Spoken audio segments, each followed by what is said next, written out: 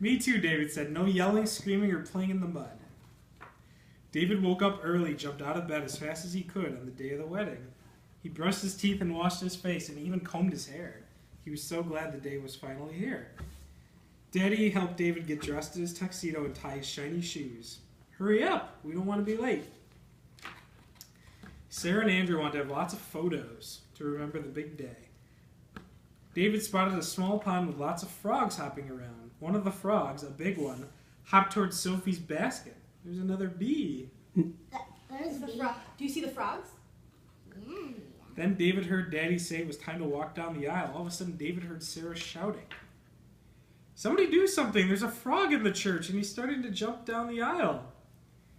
David loved animals, so he could help. I'll be right back, he said, and then he scooped up the big green frog. David ran back to the pond and placed the frog back in the water. Ribbit, he said. You're welcome, said David, but I have to go now. It's time for a wedding. We're so proud of you, David. You saved the wedding. Now hurry. They're waiting for you to start. When it was David's turn, he took a deep breath and walked down the aisle, slowly and carefully, just like they practiced. Everyone smiled at him as he carried the rings down the aisle. David felt very proud when Sarah and Uncle Andrew exchanged the rings. He knew they couldn't have done it without him.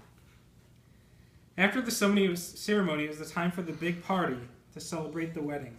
There was cake, there was ice cream. They went dancing, and most of all, they got to eat the wedding cake. It was bigger than his head. David hardly felt tired. He couldn't believe it was almost time to go home. Uncle Andrew came over and shook David's hand. Thank you for being my special helper. And thanks for taking care of that frog. You were the best ever ring bearer. I had fun, but next time, do you think we could go to the zoo? No. Yay! He saved the day. Good boy. So Meg and I are getting married and we need a ring bearer. Would you be our ring bearer? Yeah. Yeah! All right! You're going to be Woo! a great ring bearer. Woo! Give me 5. You too. Oh, we're going to have so much fun. Lila's going to be our flower girl. And Chase will be the ring bearer. How Two fun! very special jobs. All right. These are for you. This is your You book. keep the book. I'm just gonna watch. You're just gonna watch. Lila. Lila, you're going to be great. Present. Yeah.